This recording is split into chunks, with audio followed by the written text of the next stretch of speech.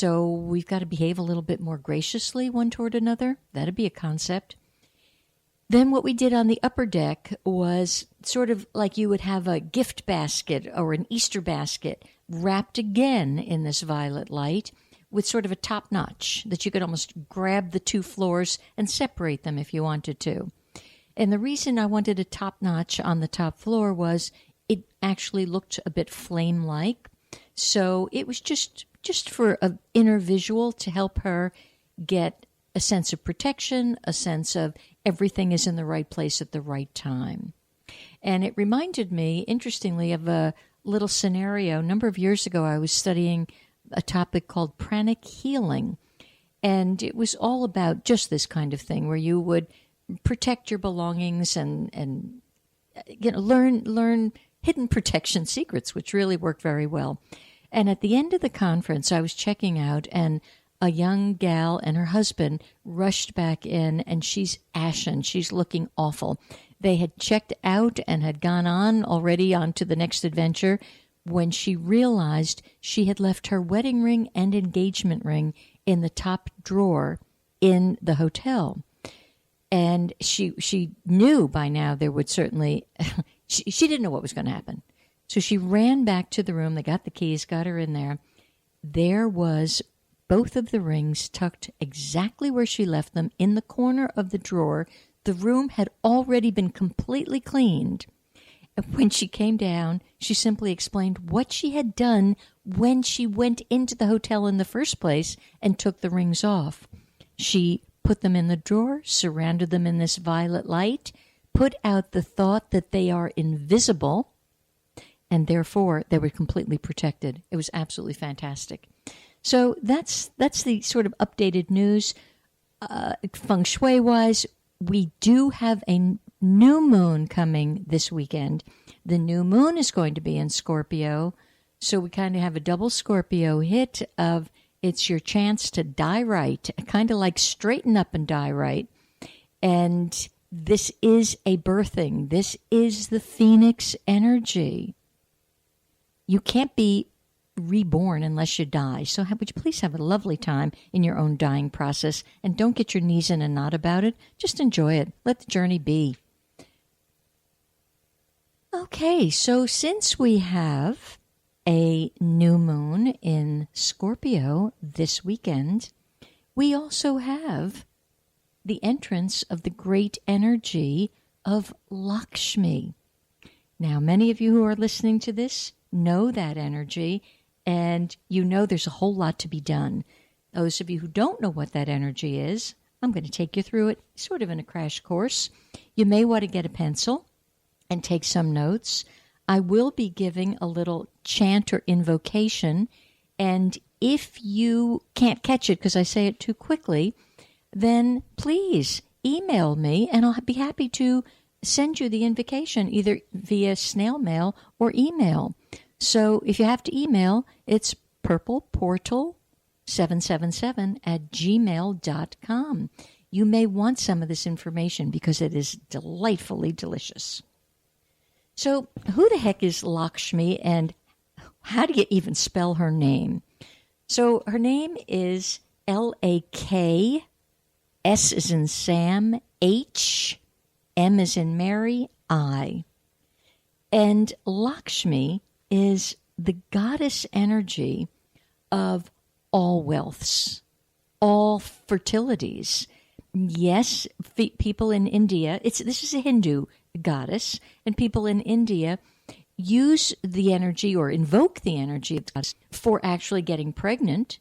And those of us who that is not on our agenda at this time, whether you be male or female, it's the energy of getting pregnant with new ideas and any new wealth that you can conjure up.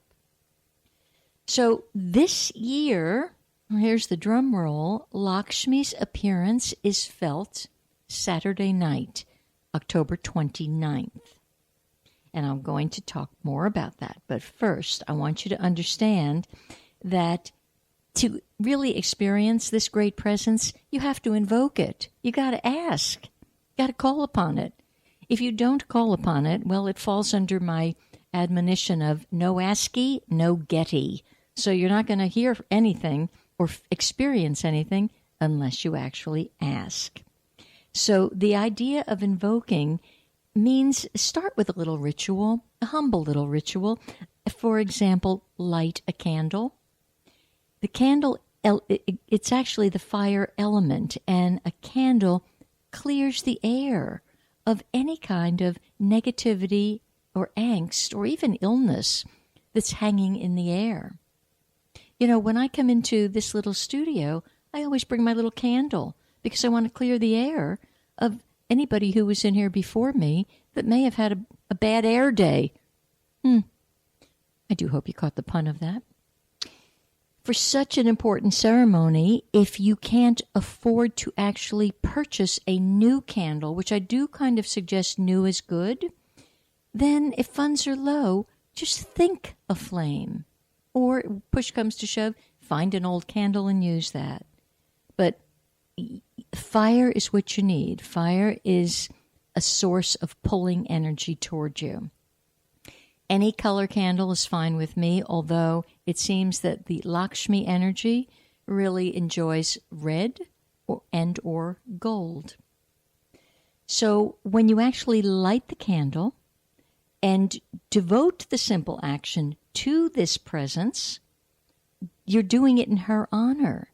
And take a minute to think about what good fortune means to you, because at this point you are actually invoking the goddess of all good fortune. So does your concept of good fortune require any thinking?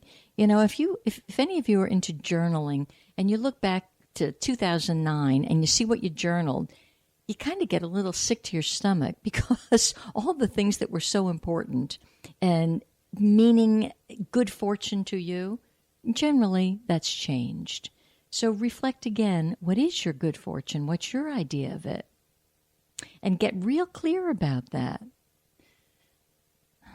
Okay, so here's the invocation for Lakshmi. Goddess Lakshmi, Mother of Divinity, shine your radiant smile upon me. Shower my life with golden wealths in every manner. Thank you, O lotus-born Lakshmi. And then chant Om Shri Mahalakshmi Eswaha. Om Shri Mahalakshmi Eswaha. Om Shri Mahalakshmi Eswaha. It's almost like certainly you're intoning it, but these tones and the fire draw things to you. Because we've moved so far away from the interaction with nature and Mother Earth, many people have lost that simplistic understanding of drawing something correctly to us or repelling it. We've become all tangled up in our thinking, in really crummy programming. So there's a lot to understanding just the simple power of draw it to you. There's another final way to kind of clear the air, and I'm just going to, this will maybe hurt some of your ears. Other ears will feel very good by it.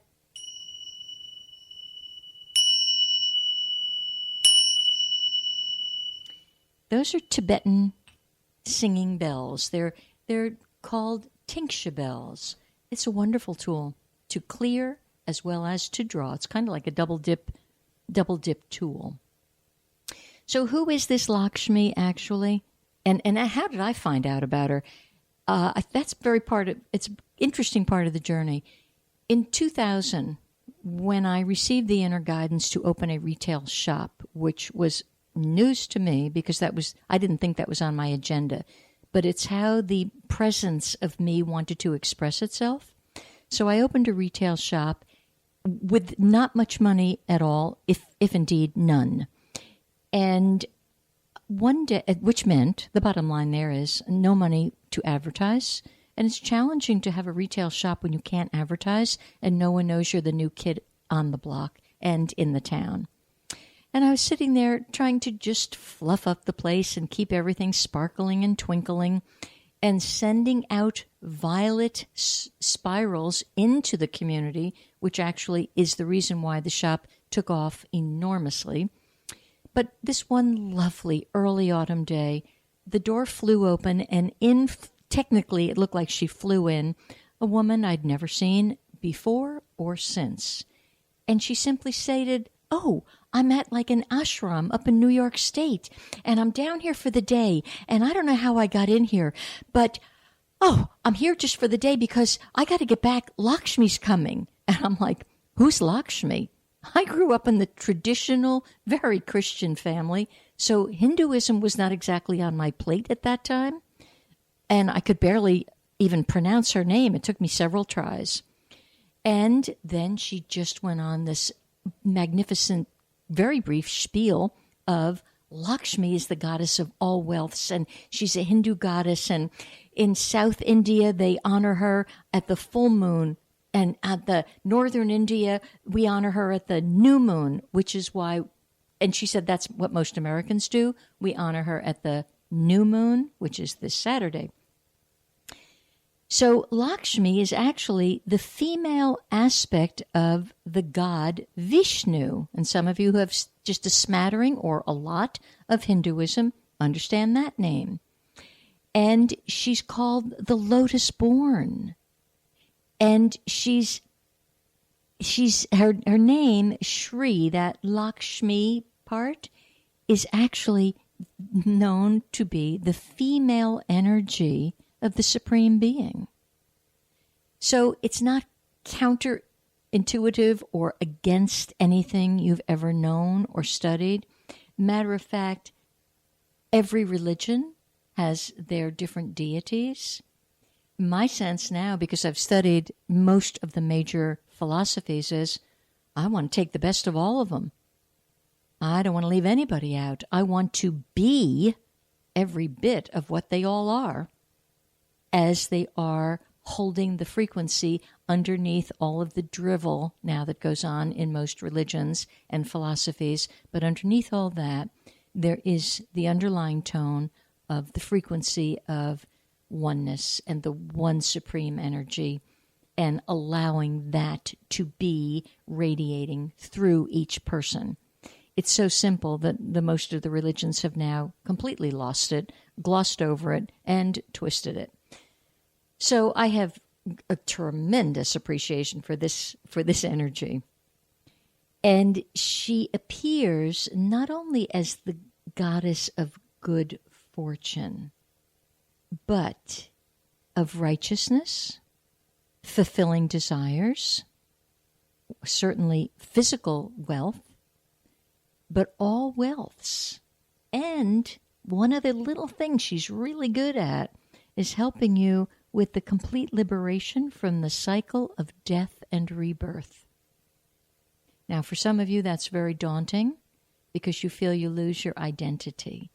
Well, that's going to be a topic for another day because you actually don't. Lakshmi has 4 arms, or so it would appear, and cascades of gold coins are seen pouring from her hands, which is simply giving the ever outpouring message of infinite supply. And the infinite supply, because we're all one, is within you. And she's just there reminding you of that. There's often 2 elephants shown standing next to her and spraying water. And this is representing the idea of the purity within, and just the effortless, it should be effortless, method of gaining both material and spiritual prosperity. So both physical, material, and spiritual prosperity are sprayed upon you constantly if you can go there. If you can't go there, it's not for you. Sorry. Okay, if you want to call in and ask anything, think about it. Okay, the Lakshmi energy is held in a festival cycle, and it's called the Festival of Lights. And this is where we begin to have a whole sensation of the use of lighting and fire. So it starts with